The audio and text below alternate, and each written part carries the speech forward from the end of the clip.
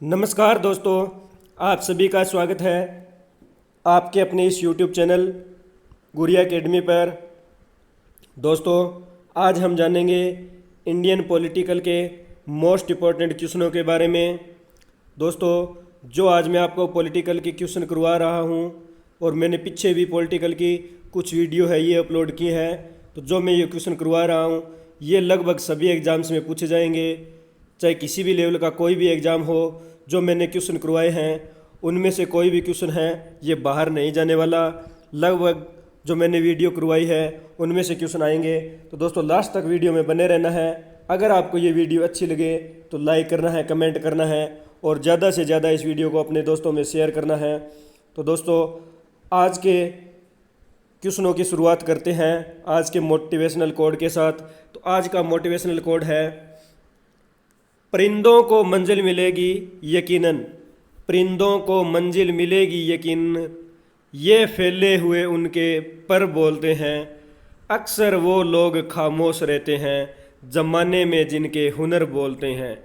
परिंदों को मिलेगी मंजिल यकीनन, ये फैले हुए उनके पर बोलते हैं, अक्सर वो लोग खामोश रहते हैं जमाने में जिनके हुनर बोलते हैं। तो ये थे आज का मोटिवेशनल कोड। तो चलिए शुरू करते हैं आज के पॉलिटिकल के कुछ महत्वपूर्ण प्रश्न। आज का फर्स्ट क्वेश्चन है, रामविलास पासवान के नवगठित राजनीतिक दल का क्या नाम है? रामविलास पासवान के जो नवगठित राजनीतिक दल है इसका क्या नाम है? तो दोस्तों, इसका राइट आंसर होगा डी, लोक जनशक्ति। यानी रामविलास पासवान के जो नवगठित राजनीतिक दल था इसका नाम है लोक जनशक्ति है। और दोस्तों, रामविलास पासवान यानी यह भारतीय राजनीति के प्रमुख नेताओं में से एक थे। रामविलास शर्मा है ये भारतीय राजनीति के प्रमुख नेताओं में से एक थे और वे लोक जनशक्ति पार्टी के अध्यक्ष एवं राष्ट्रीय जनतांत्रिक गठबंधन की सरकार में केंद्रीय मंत्री भी रहे हैं। और जो रामविलास पासवान है ये 16वीं लोकसभा में बिहार के हाजीपुर लोकसभा क्षेत्र के प्रतिनिधित्व करते थे और वह 9 बार लोकसभा सांसद एवं 2 बार राज्यसभा सांसद रहे हैं। जो रामविलास शर्मा है ये 9 बार लोकसभा सांसद एवं 2 बार राज्यसभा सांसद रहे हैं। नेक्स्ट क्वेश्चन पे चलते हैं, निम्न में से किस संघ शासित क्षेत्र के प्रशासक कहा जाता है? निम्न में से किसे संघ शासित क्षेत्र के प्रशासक कहा जाता है? तो इसका राइट आंसर होगा सी, चंडीगढ़। यानी चंडीगढ़ संघ शासित क्षेत्र के प्रशासक यानी चंडीगढ़ को संघ शासित प्रदेशक के नाम से जाना जाता है। और चंडीगढ़ यानी यह एक संघ या फेडरेशन, जिसे संघीय राज्य भी कहते हैं। चंडीगढ़ एक संघ या फेडरेशन के रूप में है और इसे संघीय राज्य भी कहते हैं। संघ या फेडरेशन एक ऐसा राष्ट्र है जिसमें बहुत से स्वराज्यित राज्य, प्रदेश या देश एक केंद्रीय सरकार के अधीन गठित होते हैं। नेक्स्ट क्वेश्चन पे चलते हैं, राष्ट्रीय राजधानी क्षेत्र के प्रशासक को किस नाम से जाना जाता है? राष्ट्रीय राजधानी क्षेत्र के जो प्रशासक को किस नाम से जाना जाता है? तो इसका राइट आंसर होगा सी, उपराज्यपाल।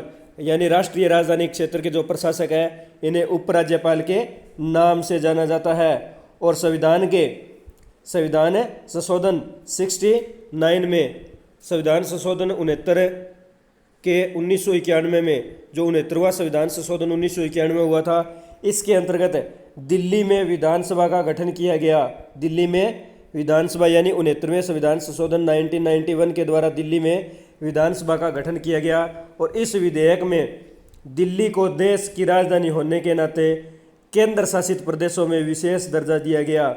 यानी दिल्ली देश की राजधानी होने के कारण इसे केंद्र शासित जो प्रदेश है इनमें विशेष दर्जा दिया गया। एवं केंद्र शासित प्रदेशों को 1 फरवरी 1992 से नया नाम यानी राष्ट्रीय राजधानी क्षेत्र दिया गया। जो दिल्ली केंद्र शासित प्रदेश है इसे पूछ लिया जाए कि राष्ट्रीय राजधानी यानी जो राष्ट्रीय राजधानी है ये नाम कब दिया गया, तो 1 फरवरी 1992 ईस्वी को, 1 फरवरी 1992 ईस्वी को जो दिल्ली है, दिल्ली जो राजधानी है इसे राष्ट्रीय राजधानी क्षेत्र के नाम से जाना जाने लगा। और दोस्तों दिल्ली के प्रशासक की बात करें तो 31 दिसंबर 2016 के बाद 31 दिसंबर 2016 के बाद पूर्व केंद्रीय गृह सचिव व वर्तमान लेफ्टिनेंट गवर्नर विनय कुमार सक्सेना हैं। यानी दिल्ली के प्रशासक की बात करें तो 31 दिसंबर 2016 के बाद यानी वर्तमान तक, 31 दिसंबर 2016 से लेकर वर्तमान तक जो पूर्व केंद्रीय गृह सचिव रहे थे या वर्तमान जो लेफ्टिनेंट गवर्नर है ये विनय कुमार सक्सेना, ये दिल्ली के प्रशासक है। नेक्स्ट क्वेश्चन पे चलते हैं। भारत के किस एकमात्र संघराज्य क्षेत्र का अपना उच्च न्यायालय है? भारत के किस एकमात्र संघराज्य क्षेत्र का अपना उच्च न्यायालय है? तो इसका राइट आंसर होगा बी, दिल्ली। यानी दिल्ली का अपना एक उच्च न्यायालय है। यानी दिल्ली उच्च न्यायालय दिल्ली राज्य का न्यायालय है एवं इसे 31 अक्टूबर 1966 ईस्वी की बात है, 31 अक्टूबर 1966 ईस्वी को स्थापित किया गया था। जो दिल्ली उच्च न्यायालय है इसे 31 अक्टूबर 1966 ईस्वी को स्थापित किया गया एवं दिल्ली उच्च न्यायालय को 4 न्यायाधीशों के साथ स्थापित किया गया था। अगर पूछ लिया जाए कि दिल्ली उच्च न्यायालय की स्थापना कब हुई और किसके द्वारा की गई, तो दिल्ली उच्च न्यायालय की जो स्थापना है ये 31 अक्टूबर 1966 ईस्वी को हुई थी और इसके अंतर्गत 4 न्यायाधीश है इनके द्वारा स्थापित किया गया। और वो 4 न्यायाधीश, पहला है KS हेगड़े, दूसरे हैं न्यायमूर्ति ID दुआ, तीसरे हैं न्यायाधीश HR खन्ना और चौथे हैं न्यायमूर्ति SK कपूर।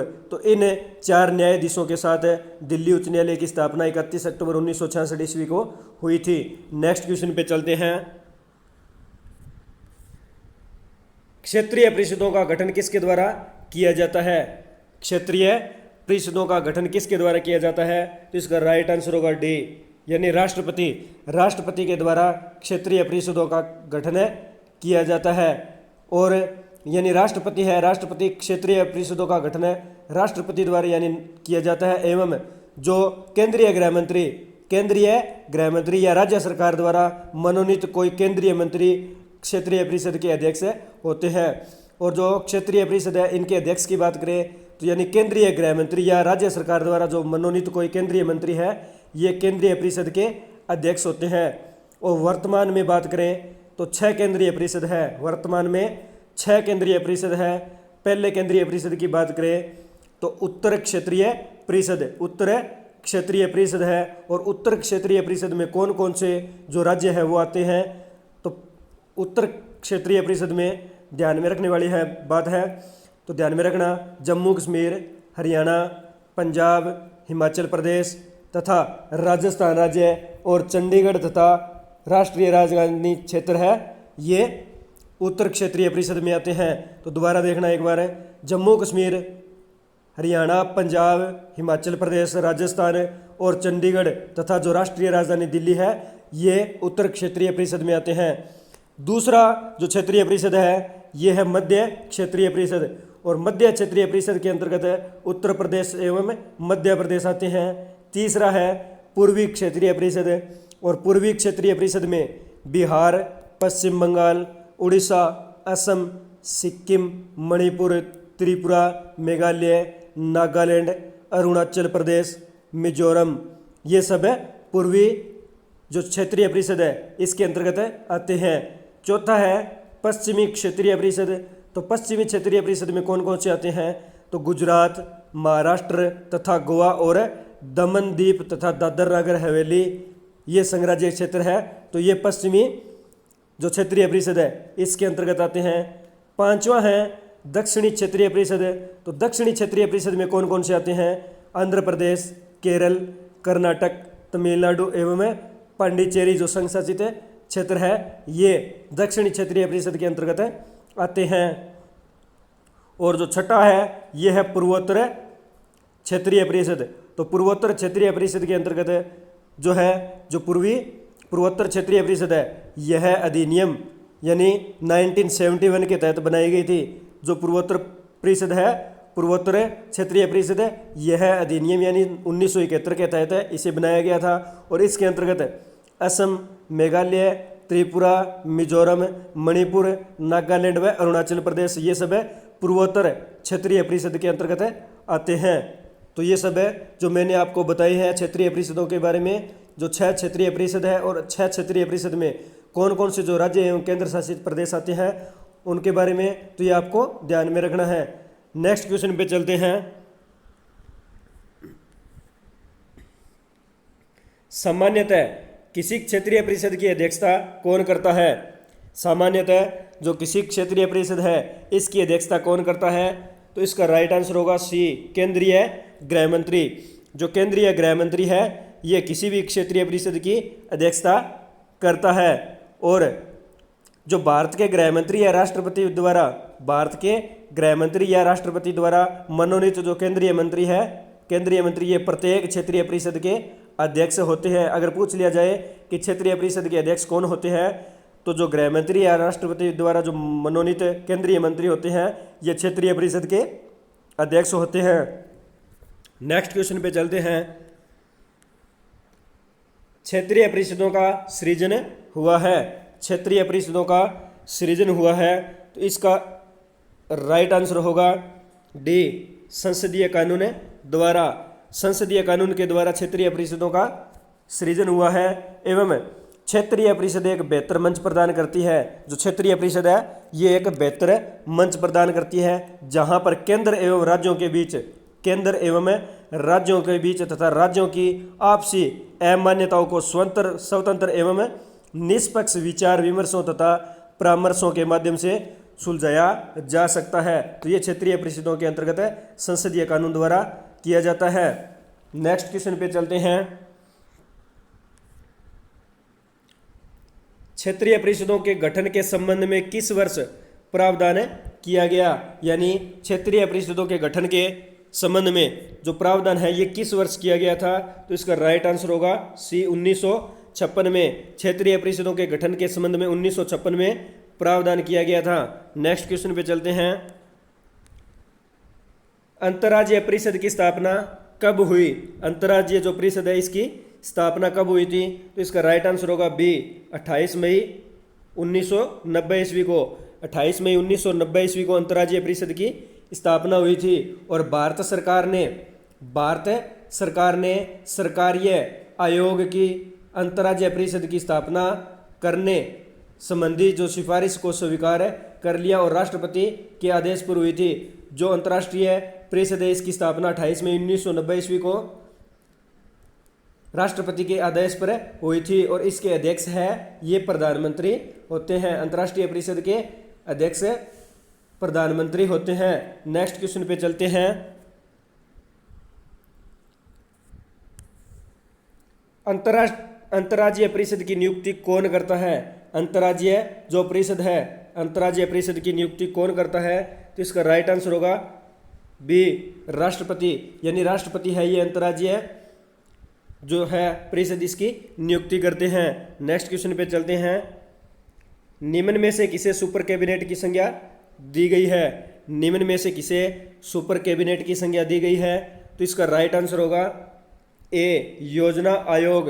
यानी योजना आयोग को सुपर कैबिनेट की संज्ञा दी गई है। एवं किसी भी सरकार के द्वारा, यानी किसी सरकार के उच्च स्तरीय नेताओं, किसी सरकार के उच्च स्तरीय नेताओं के समूह को कैबिनेट कहते हैं। अगर पूछ लिया जाए कैबिनेट किसी कहते हैं, तो किसी सरकार के उच्च स्तरीय नेताओं को के समूह को क्या कहते हैं? कैबिनेट कहते हैं। या उन्हें मंत्री या मिनिस्टर कहा जाता है। या तो इन्हें कैबिनेट कहते हैं या इन्हें मंत्री या मिनिस्टर कहा जाता है।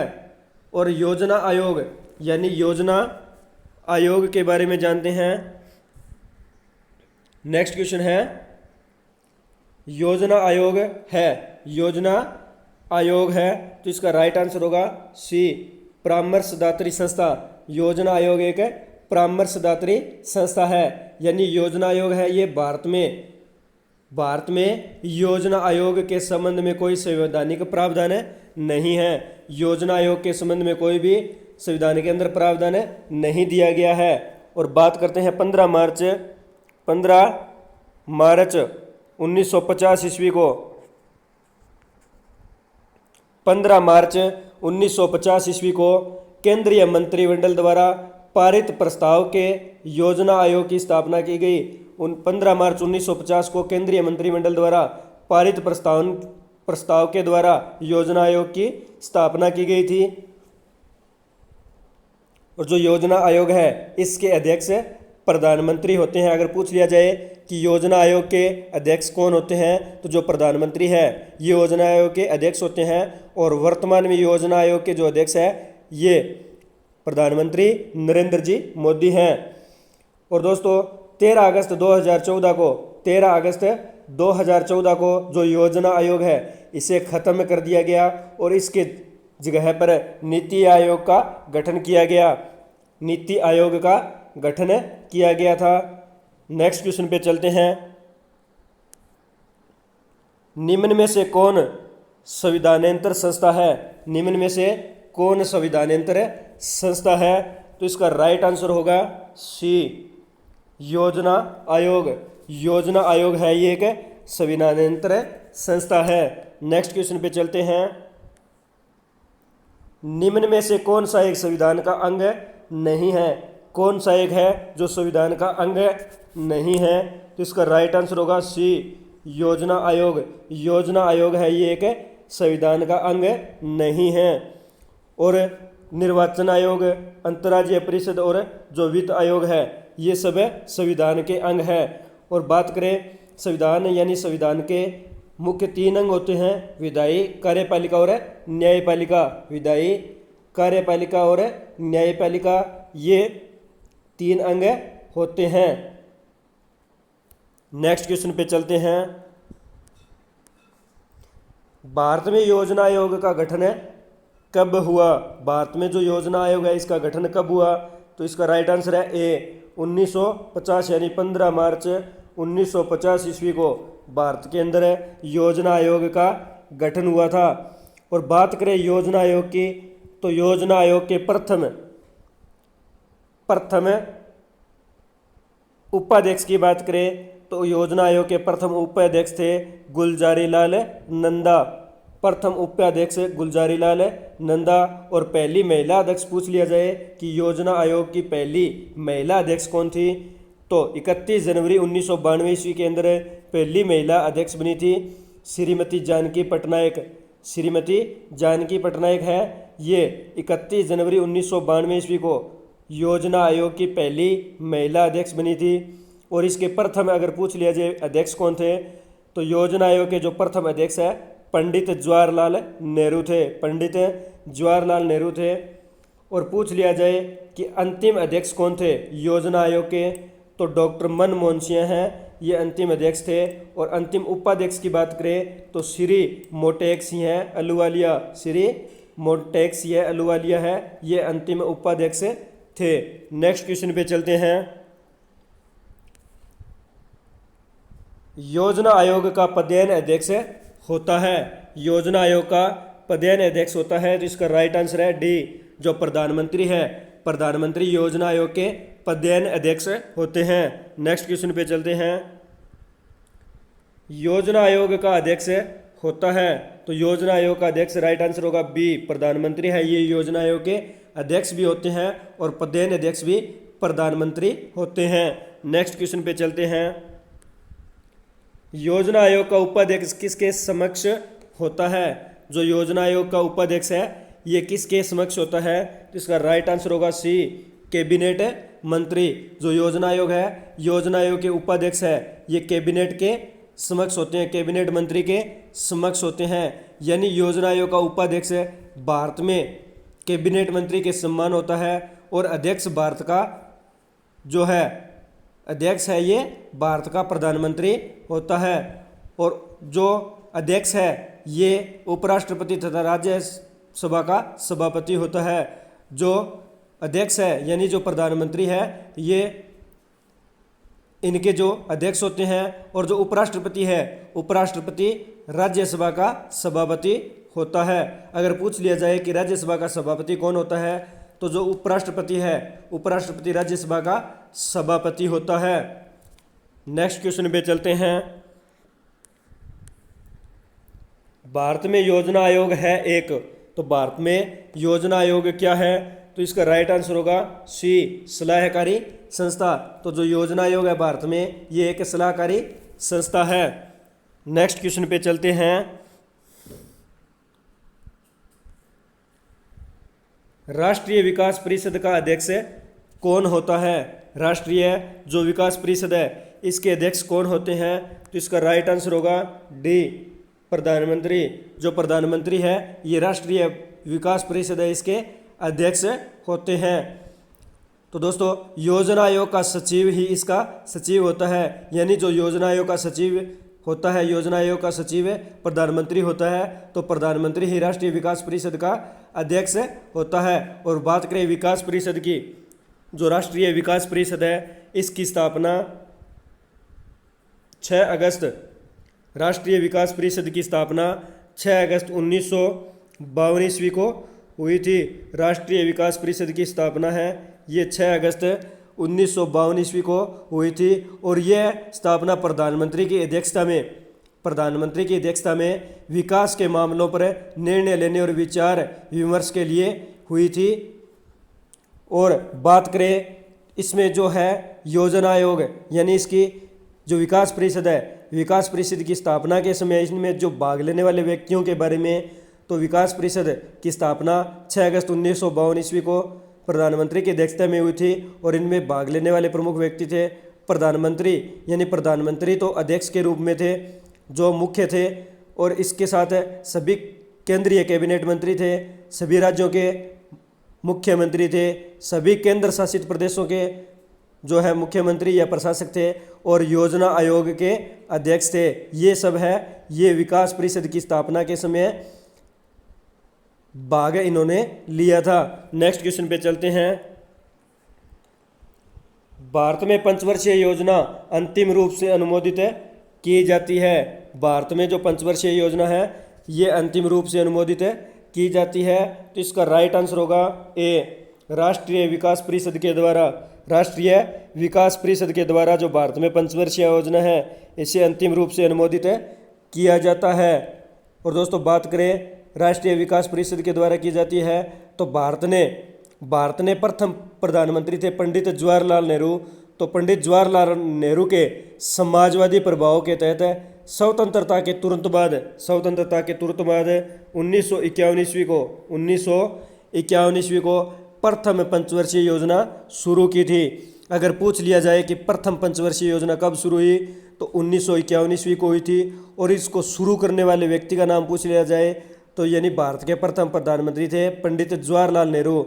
इन्होंने समाजवादी प्रभाव के तहत स्वतंत्रता के तुरंत बाद यानी 1951 ईस्वी को प्रथम पंचवर्षीय जो योजना थी, इसकी शुरुआत की थी। नेक्स्ट क्वेश्चन पे चलते हैं। वित्त आयोग क्या है? वित्त आयोग है, ये क्या है? तो इसका राइट आंसर होगा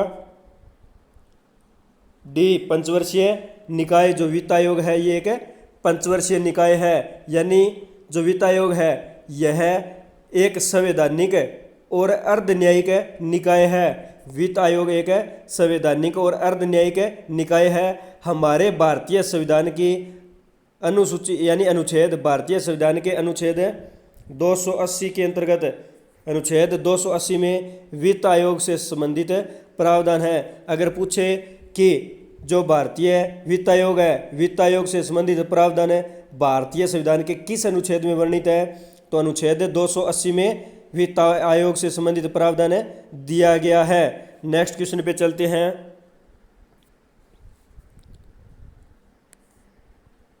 वित्त आयोग की स्थापना किसके द्वारा होती है? जो वित्त आयोग है, वित्त आयोग की स्थापना किसके द्वारा होती है? तो इसका राइट आंसर होगा बी, राष्ट्रपति। राष्ट्रपति के द्वारा वित्त आयोग की स्थापना होती है। और इसकी स्थापना की बात करें तो इसकी स्थापना प्रथम बार, वित्त आयोग की प्रथम बार स्थापना 22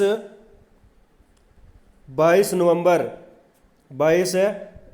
1951 ईस्वी को वित्त आयोग की प्रथम बार जो है स्थापना हुई थी। वित्त आयोग की स्थापना 22 नवंबर 1951 ईस्वी को हुई थी। और बात करें वित्त आयोग की, तो हर 5 वर्ष के बाद वित्त आयोग की जो है स्थापना की जाती है। और राष्ट्रपति जो है चाहे तो 5 वर्ष से पूर्व ही वित्त आयोग की नियुक्ति कर सकते हैं। अगर राष्ट्रपति चाहे तो 5 वर्ष से पूर्व ही जो वित्त आयोग है, वित्त आयोग की नियुक्ति कर सकते हैं। नेक्स्ट क्वेश्चन पे चलते हैं।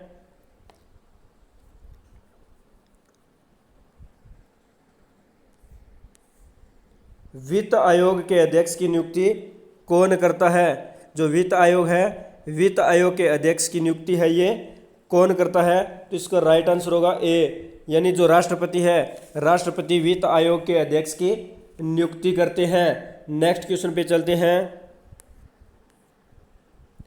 वित्त आयोग का गठन कितनी अवधि के लिए होता है? तो वित्त आयोग का जो गठन है, इसका राइट आंसर होगा बी, यानी वित्त आयोग का गठन 5 वर्ष के लिए होता है। वित्त आयोग का गठन 5 वर्ष के लिए होता है। और बात करें वित्त आयोग यानी इसकी नियुक्ति के बारे में, तो संविधान के अनुच्छेद 243 आई में दिया गया है, यानी संविधान के अनुच्छेद 243 के अंतर्गत नियुक्ति के बारे में प्रावधान दिया गया है। और यह प्रत्येक 5 वर्ष के बाद संबंधित राज्य के राज्यपाल द्वारा किया जाता है। नेक्स्ट क्वेश्चन पे चलते हैं।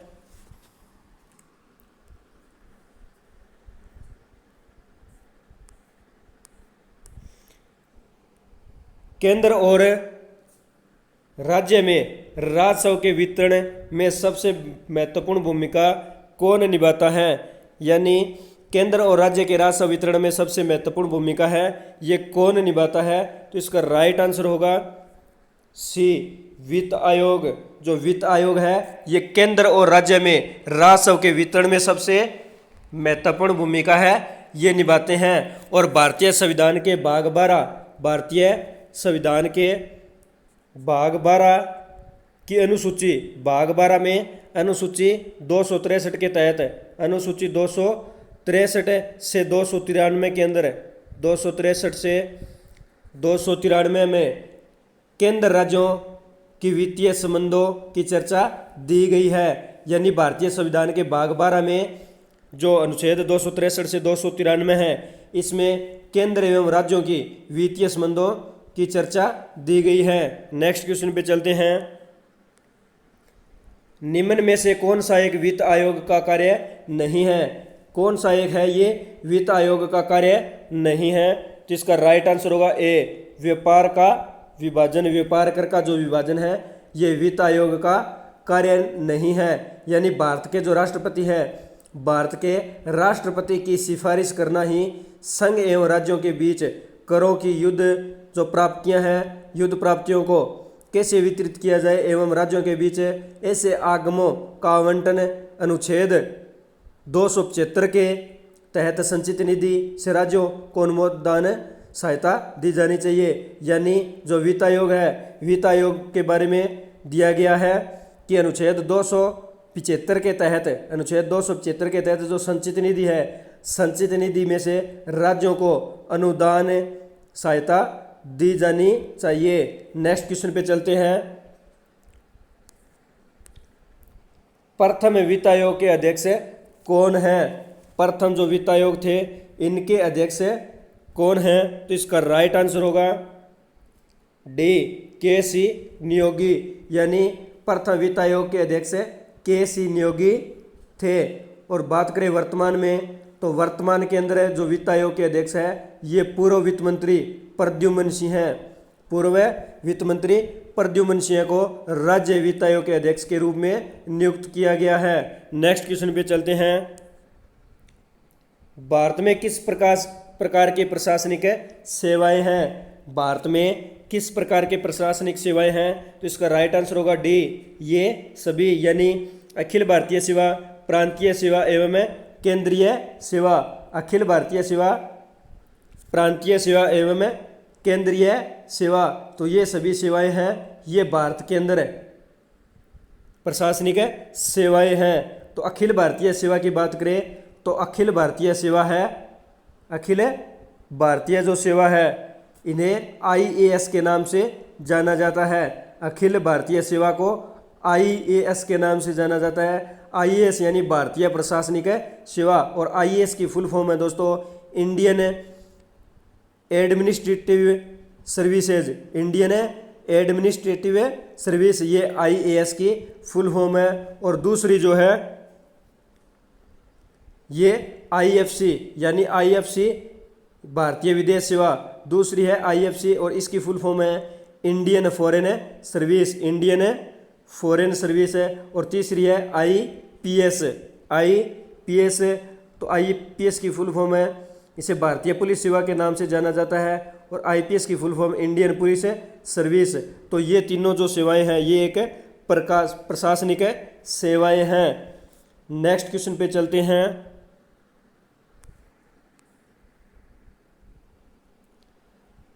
अखिल भारतीय सेवा नहीं है, अखिल भारतीय सेवा नहीं है, तो इसका राइट आंसर होगा डी, भारतीय वन सेवा है ये एक अखिल भारतीय सेवा नहीं है।